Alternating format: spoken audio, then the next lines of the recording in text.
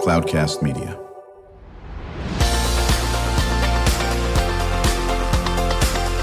Drew Schlosberg Spotlight on the Community Show, amplifying the voices of social impact organizations, entrepreneurs, local nonprofits, and other community champions who shape the culture, creativity, and connectivity of San Diego. Brought to you by Mission Fed Credit Union, bringing good things to San Diego for over 60 years. Learn more about what is good for you and good for all by visiting www.missionfed.com.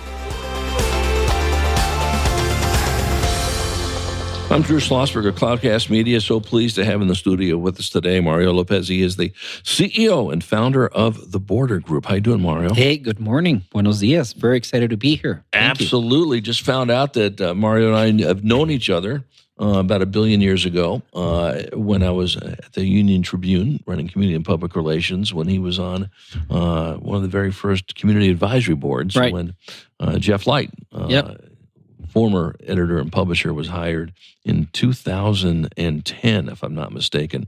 Joined by my co-host, Rachel Lee. Rachel Lee is a student at Georgia Tech. She's also the associate producer of the Spotlight Show.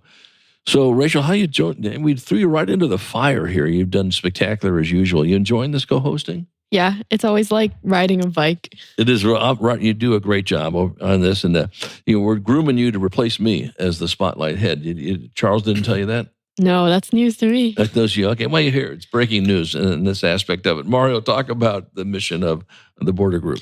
Yeah, so it's a cross-border public affairs firm. I started back in 2010. And the reason for that was because I saw that there was really a need to help bridge the gap between Baja California, San Diego with Mexico, when it came to doing business, when it came to nonprofit organizations, when it came to just matters that need to be understood and interpreted on the other side of the border. And, being a local guy, born in San Diego, raised in Tijuana, this comes very natural to me. Well, you talk about it all the time, and I've been very fortunate to work in different groups that are, trying to take advantage of this unbelievable, rich cultural border town. Right. That there's no place like it, probably in the Milky Way for that matter, while we add to that. And all the players on this. And I was fortunate to work with Chuck Nathanson of San Diego Dialogue. Yeah. We sponsored San Diego Dialogue and so forth. And my buddy is going to kill me for not remembering his name. Remember, Mario, I'm 104 years older than you, okay? But you'll know him in 5 seconds. Another wonderful PR guy south of the border that I worked with, that did a lot of work with us at the UT. Who would that be? Jorge de Garay. Thank you. Yeah. And don't tell Jorge that I said this. That just say, Drew, Drew, he's old and he's feeble. Yeah. How's he doing? He's doing great. He looks the same. Tell him I said hi. I'll say more than hi. I'll send him Merry Christmas on your behalf. 100%. I'll connect you via email. He's active. He's still doing what he does. He's a pioneer in cross-border relationships. 100%. I admire Jorge a lot, and he's a good friend. Yeah, well, that doesn't surprise me with your chops and all that business. Talk about the origins of the Border Group. Yeah, so I started back in 2010. I've worked in both sides of the border for many years. I was saying, born in San Diego, raised in Tijuana, went through high school in Tijuana, then community college, Southwestern, then UCSD. And I always had job positions that, were involved in local, subnational, national relationships, SANDAG, Caltrans, mayor's office. And I really saw back at that point that there was this need, as I was saying, to be able to bridge that gap. So that's when I started my consulting business. And I became, at the same time, director of the Tijuana Economic Development Corporation. And I started consulting for a few congressmen on both sides of the border. And, we live in a very unique, rich, binational region, but there's not that many players outside. There's the silos, right? There's people in economics work with the economics, people in the private sector work with the private sector, and the environment and the community, and it's very siloed. So because of the previous experiences I've had, I know people from all over the place, and I've always connected people. So might as well be paid for making those connections, right? So that's what I've been trying to do on and off for the last 14 years. I've gone and worked for a few binational big companies on energy and projects, and I've done other things in the middle of it. But I've always had my business, and with things as they are, and what's happening at the federal level with the next Trump administration. He's creating a different image of the border that in San Diego that we would like. And that's going to create challenges and opportunities for the region and for people who do business, politics, and family across the board. Yeah, there's no question. And then there's things that the new administration says, and then there's reality. Right. So, Right. and I think we need to sit there and honestly talk about that aspect of it as we should on that. Rachel, any questions you got for Mario? Yeah. So you've talked a little bit about how this organization that you have kind of services both sides of this border and kind of this CaliBaja region. Yeah. So where do you see this region coming from, and where do you see it going in the future? That's a great. So we origins are there's a reason why most of the cities in San Diego County have a Spanish name, right? San Diego, El Cajon, Chula Vista. And that's because we have a common origin, right? Before California was part of the United States, it was Mexico for a few decades, and it was part of Spain. So there's a common and an origin in the origins of the region. We were one region, really, right? This was called Alta California, and there was Baja California, which was the entire peninsula, right? And I think over the course of the last 25 years, this concept of CaliBaja has taken effort because it's an easy way of referring to both sides of the region. And even though we've always had people coming and going, I think the fact that you have a name for it, it's easy for people to say, oh, I know what you're talking about. And the name actually came from Imperial County because the county of Imperial, which has some of the highest unemployment rates of any county in California, got a grant by the Secretary of Commerce to help market Imperial County better for investments and jobs and so on. And the way they figured out how to do it is piggybacking on Baja and on the San Diego side of things. So that's how the CaliBaja name started, because it was an initiative, a marketing initiative, to bring together and to do joint cross-border and international marketing efforts for the binational region. Right. So, we've been talking about this region for quite a while. We mentioned Chuck Nathanson. Yeah. San Diego Dialogue was certainly a leader in this, was working with Mary Walshock at UCSD Extension. So this is not a new concept. You know that better than anybody in this area. Are we making progress in people actually understanding this and taking advantage of this phenomenal region we have? Yeah, that's a great question. I would say yes and no. And the reason for that is because I think there's more people, organizations throughout both sides of the border that acknowledge the relationship in the region. But in many aspects, some like programming, funding has diminished, which is ironic, right? At the same time. And let me give you a specific example. When I was an intern at Caltrans back in 1998, 99, this is post-NAFTA, right? So NAFTA came into effect 1994. And the state of California, who actually saw NAFTA as an enormous opportunity that trade and commerce was going to be built, dedicated staff budgets to creating better coordination mechanisms with Baja and with Mexico for the ports of entry and for our infrastructure. So back then was when the origins of Otay Mesa East, the new trade port of entry, was being worked on, the 905, all this infrastructure. We actually created technical groups on this and grants to actually help Baja and Mexico have more technical expertise, because it's different systems, different way of paving a road, different ways of doing environmental regulation or CEQA or whatever. So some of those things we've lost actually over the years, because other priorities, and the state of California has always looked towards the Pacific. They really don't look south, right? We live in a little cul-de-sac of the region. If you see the state, it's more north-south. But again, I think it's better recognized now. And now it's very common that any elected official that comes in San Diego, they meet with their peers on the Tijuana side. They don't cross the border that much because the border has become difficult to cross. Exactly. But at the same time, there's that recognition. So that's something we need to build upon. And I think, Mexico has grown tremendously. Tijuana, the course of the last 10 years has outgrown, San Diego in many aspects. Food, wine, there's more aspects now south. You have Valle Guadalupe, you have the wine country. So there's more of a soft power, I think, south of the border that people in San Diego have engaged and have felt that they want to be part of that. Absolutely. We're chatting with Mario Lopez. He's the CEO and founder of the Border Group. I'm Drew Schlosberg. Cloudcast Media, you're listening to another edition of Drew Schlosberg Spotlight on the Community Show. We are the nation's longest-running community podcast, now in our 18th year, brought to you by Mission Fed Credit Union for 6 decades. Been doing great things in San Diego County, whether it's food insecurity, literacy, seniors, or everything in between. They're just phenomenal. Joined by my co-host, Rachel Lee, she's a student at Georgia Tech. She's also the associate producer of the Spotlight on the Community Show. Rachel? Yeah, so you mentioned earlier that you were born in San Diego, but you grew up in Tijuana. Yeah. So I feel like in many ways, your upbringing kind of represents this region and kind of the interconnectedness that the border group is trying to achieve. But what kind of unique experiences do you think you had through your very unique upbringing that led you to be able to be successful in your current role? Yeah. First, so I went to kindergarten in Chula Vista Private School, and that's when I first started to remember crossing the border. And I remember vividly that for most of my, when I was my childhood, when I would cross the border, my mom, who's Mexican citizen, she's from Mexico City, would tell me, remember where you were born? Yeah, we're Chula Vista. Okay, so when the officer came by and asked me for, they wouldn't ask for documentation. I would just say American citizen, and they believed me. And that was a very interesting thing when I grew up that I remember, because we lost that trust in ourselves, because they actually believed that I was American citizen, which I was.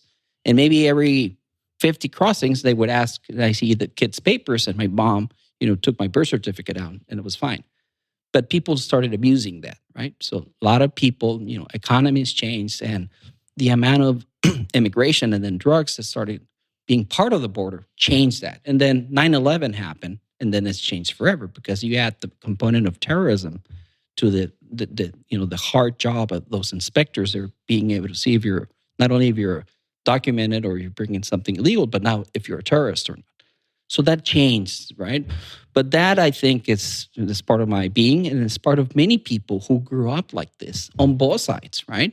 For instance, the former mayor of Imperial Beach, Serge Dedina, a good friend, a lot of people know him. He's a great regional leader. He grew up surfing, the beaches of Ensenada when he was a kid, and he would cross the border into Tijuana and Imperial Beach because there wasn't really a wall there. People used to walk across to surf, right?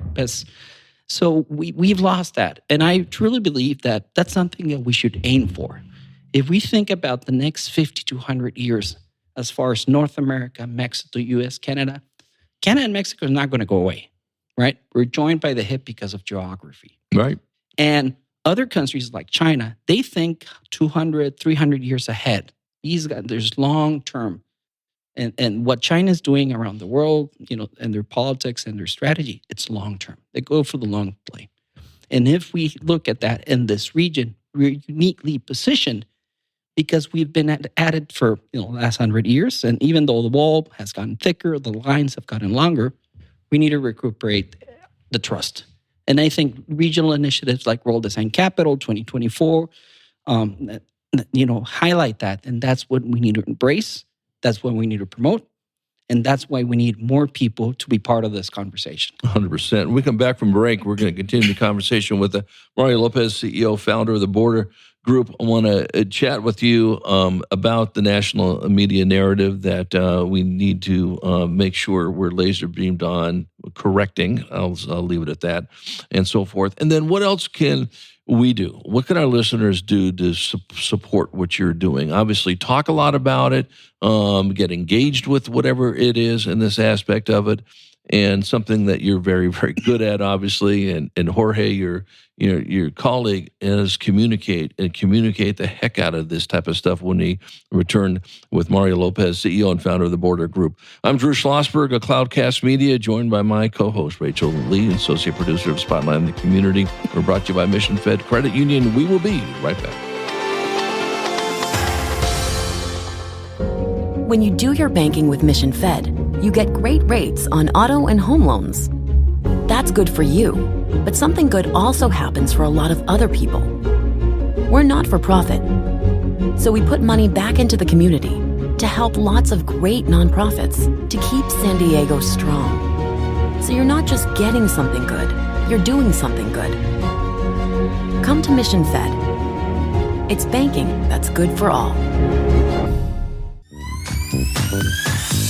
Brand amplification is the DNA of Cloudcast Media, and our code is the powerful blending of sound, voice, and storytelling to lift local brands and their communities.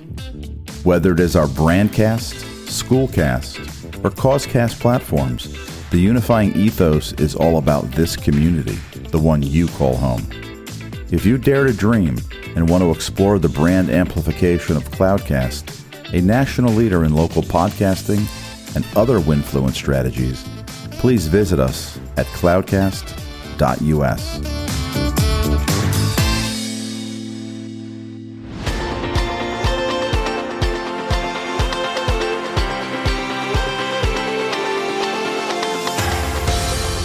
I'm Drew Schlosberg of Cloudcast Media. We are in the studio with Mario Lopez, CEO and founder of the Border Group.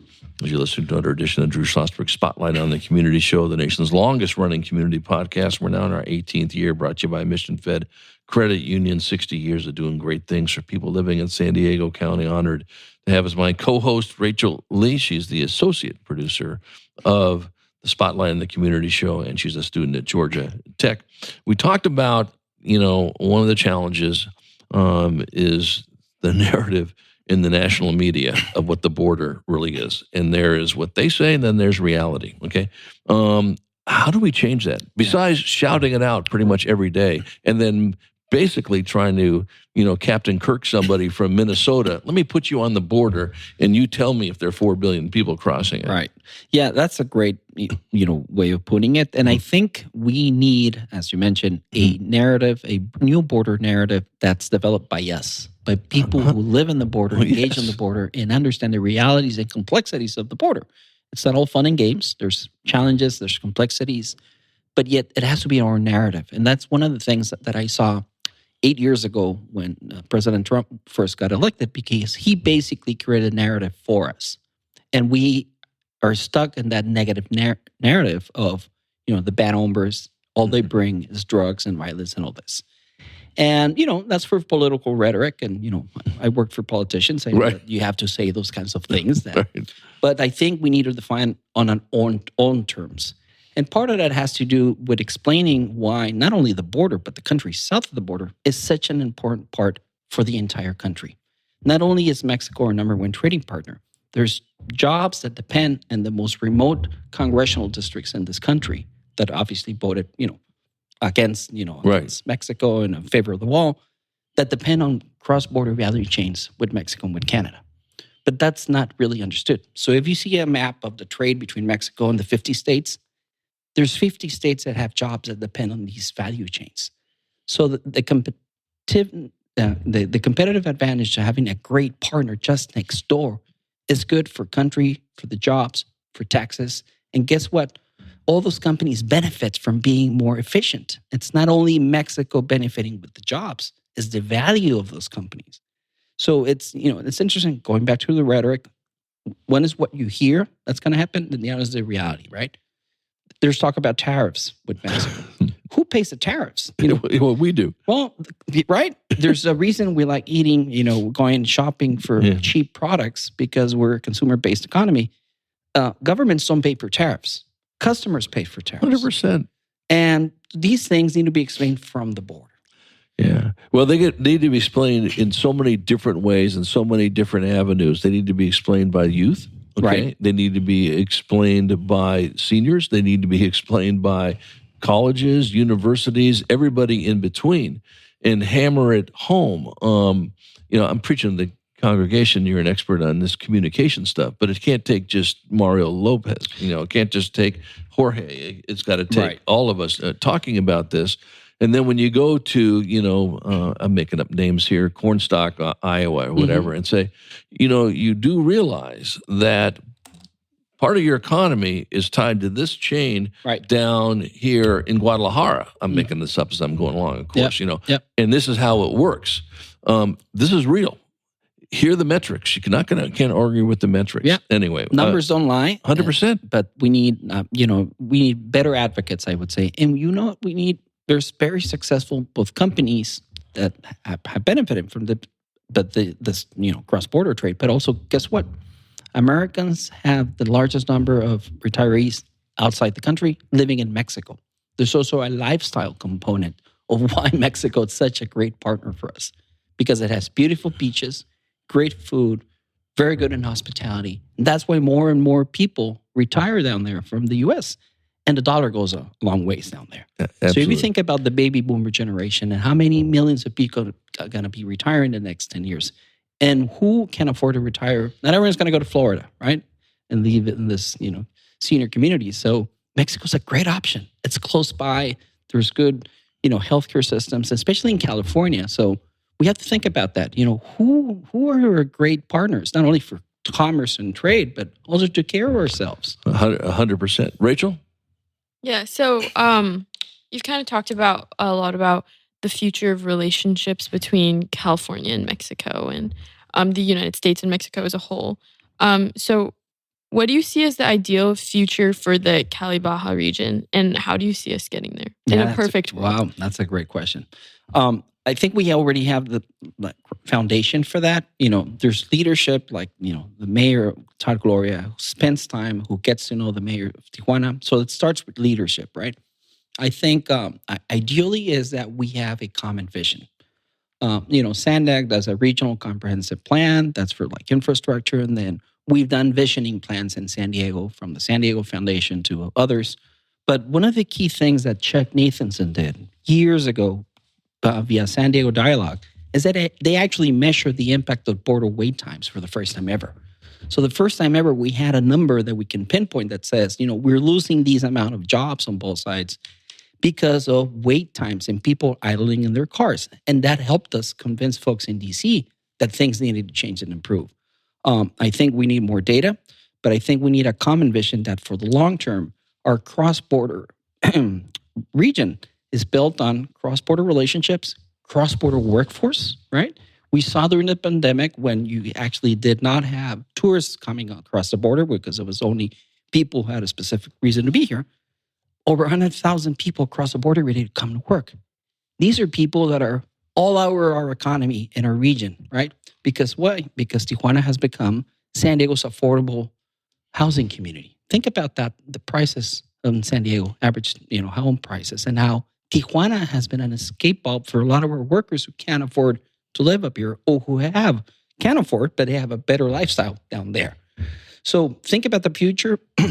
I think we need a common vision, and we have the right leadership, I think, on both sides to be able to make that happen. Yeah, and it comes all to communication and hitting it consistently and not wavering from, I'm going to go back to the metrics, okay? This is what happens. This is what Mexico does for our economy, and not just across the border, not just in San Diego or on the Gulf Coast and all that, in our breadbasket as well. Right. And that we can't say enough. Mario, what can our listeners do to support your efforts? Yeah, I think be informed. And what I say by that, just read more about what happens on both sides and not just the negative aspects. And the most important thing I would say is go visit Tijuana, go visit Ensenada. Take the challenge. It's not dangerous. You're going to survive it. You're going to make it as long as you, like any major city in the world, you stick on the right path where the tourists are. Right. You'll have a great experience. And once you live that and have that positive experience, you're going to want to come back. Yeah. And you'll understand us better and appreciate us better. So I think that would be, visit Tijuana. There's been, surveys that only around 10% of San Diegans have actually crossed the border. That number came down after 9/11 because it just became harder. Right. People like myself, we have the Sentry program, Global Entry makes it faster, but it's worth going down there and just spending some time. That's great. Promise me you'll make a return appearance. Please. And when you come back on, we'll talk about the time you were on today versus now you're back on. Here's some things we've moved. Okay. We have now gone ahead. We've set up these forums. I'm making this up. I'm creating work for my friend Mario, for God's sake, which I'm good at doing. Mm-hmm. And we've done X, Y, and Z. And listen, we are letting people know this is what the real facts are about, our relationship with the border and CaliBaja and so forth.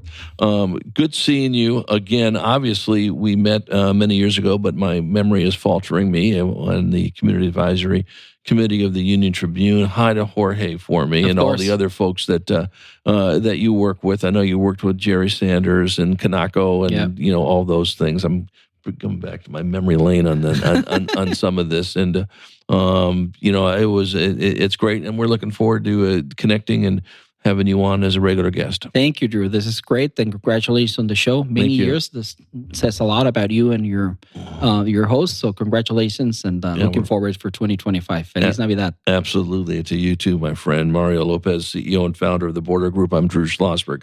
As you've been listening to another edition of Drew Schlosberg Spotlight on the Community Show, the nation's longest-running community podcast, brought to you by Mission Fed Credit Union, 6 decades of doing great things in San Diego County, and always good to see you, my colleague Rachel Lee. She is the associate producer of Spotlight on the Community, student at Georgia Tech. Enjoy your time out here, and when you say you're going back in February? Yeah. Mm-hmm. So you know what that means. I have some time to go to Tijuana. You have time to go to Tijuana. Very good. And Ensenada. She learns fast. Wow. She's smart. She's so smart. If my IQ was in like 100 of the range of hers, I'd be doing okay. But it also means you get to co-host more of my shows. Mm-hmm. If you're interested. Yeah.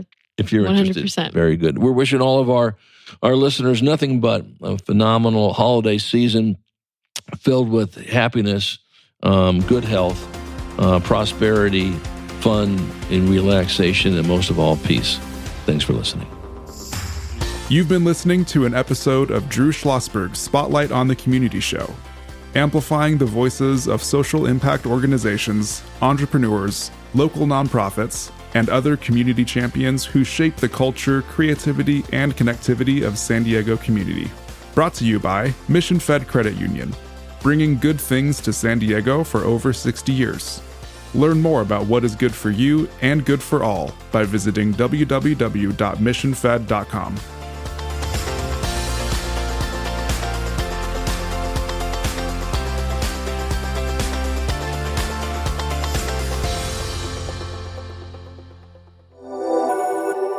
Cloudcast Media.